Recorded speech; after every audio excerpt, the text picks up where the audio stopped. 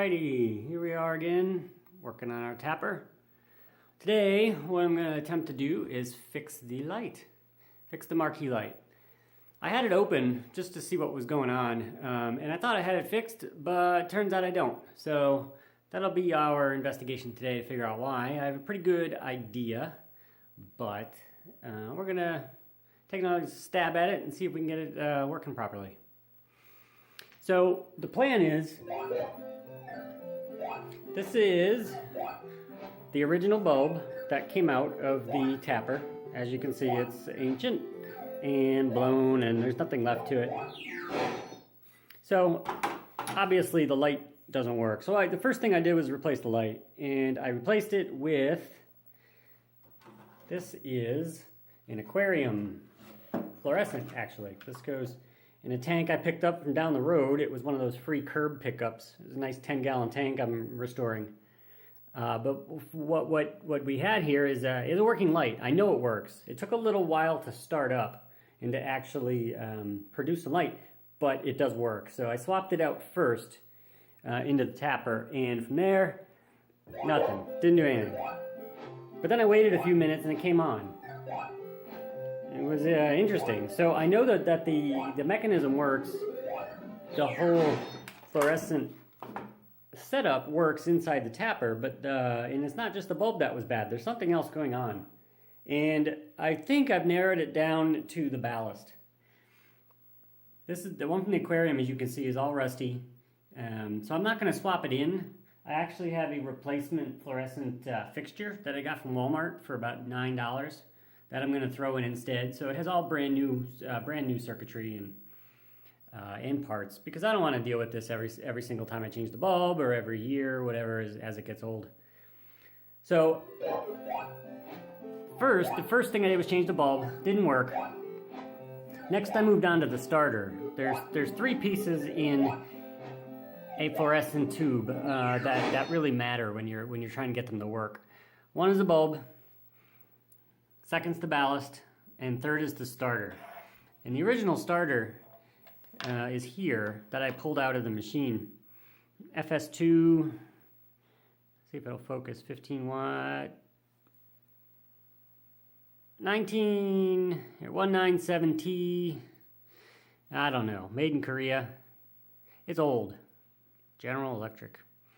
Really old. I thought maybe the starter is the easiest to change out, because it just sits in here like this and it twists into place. And that's it. You know, it goes in, and it's part of the starting mechanism. So I figured I would try it and see if that was the easiest, if that would fix it. And it seemed to work once, and then after that it didn't. And so I figured it's probably the ballast at this point. I took the starter out of the aquarium and threw it in, and that's a much newer one. It's still dated, pretty old. I think it's got a date code on it of late 90s or something, but I knew it worked because the aquarium light did turn on in the aquarium.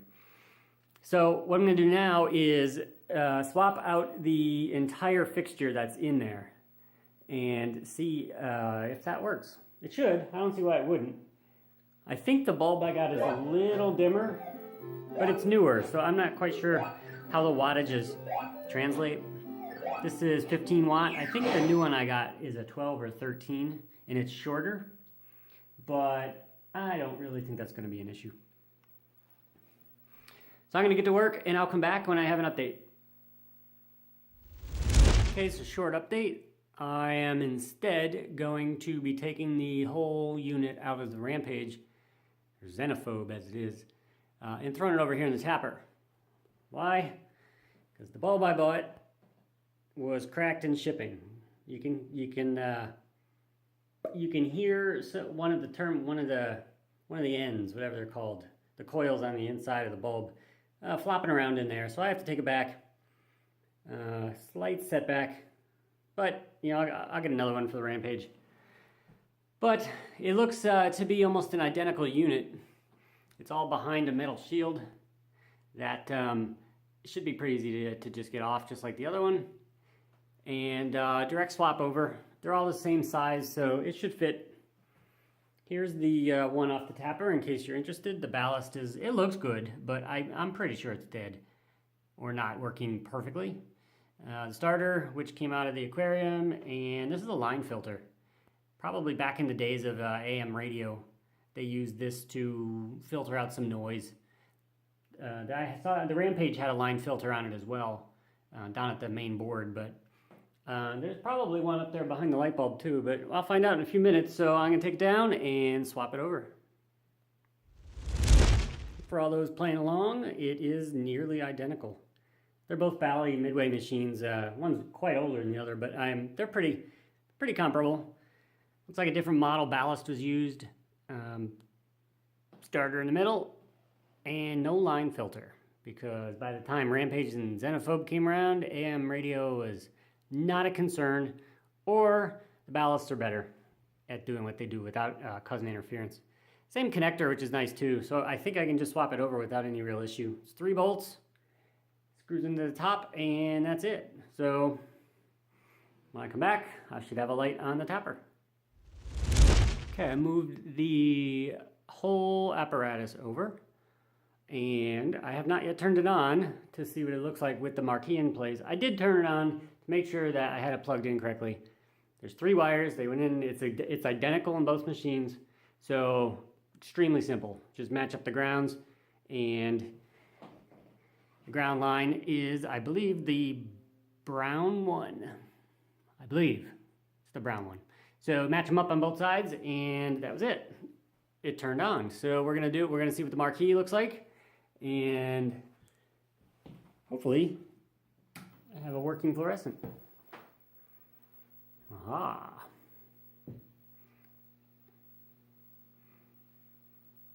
Phone isn't gonna want to, it's not gonna want to do, it's auto adjusting the brightness. So I still have the curl on the monitor, but the game's been rock solid. It hasn't budged. I think we've played a bunch of games and everything's good there.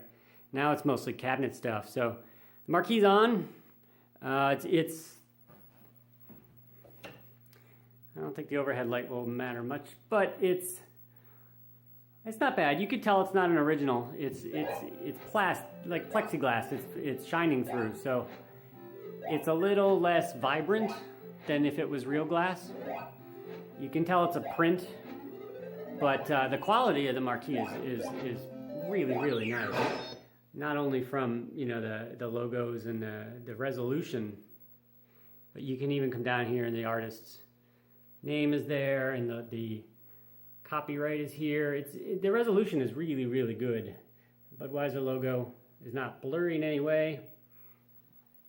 So I don't know if it's an original, if it's a license scan. I'm not quite sure, or how high the resolution of the original was. But overall, you can't really tell that it's not original if you're not in the business, I guess. So with the marquee swapped over, that's one less thing that the machine needs. Next is the bezel. I'm going to get rid of the Shadow Dancer bezel. Try and find me maybe some, I may just throw the plexiglass back in for now, but without a back box, you can see, no back panel, you can see that the fluorescence just shining right out the back. So if I don't have a bezel on there, you can, that light is just flooding the entire cabinet. And it's really hard to actually play in the dark, because your eyes strain to focus on the screen rather than the background light. So that's something, it's easy fixable. I can just get a back box, a back panel, piece of plywood, make my own. I don't need a lock on it. I have the lock. Control panel is good. I'm gonna leave it. I'm not gonna get a reproduction, because this isn't actually so bad. There's a little bit of wear where people's hands have been. You can see it's discolored a little bit. It's chipping. But that's character. The game's old. I have to do the handles. I'm gonna print myself some new logos. They're available online, but they're really expensive, and they're just paper, so I can print them out. Coin door.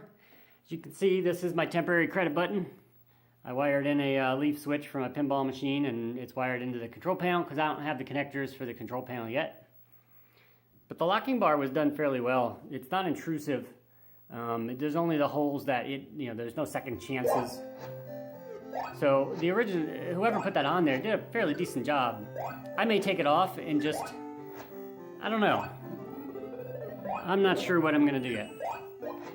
Even if it's a cross, it doesn't look too bad with it in place, because it stays up and it matches up. It matches up nicely. So I don't know. Again, character. The brass bar at the bottom I need to polish. I got to figure out best polisher for that. The cups I have to swap out with the other set I have.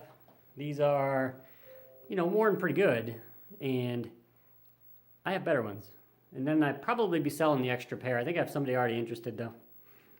And then this will be a springtime thing.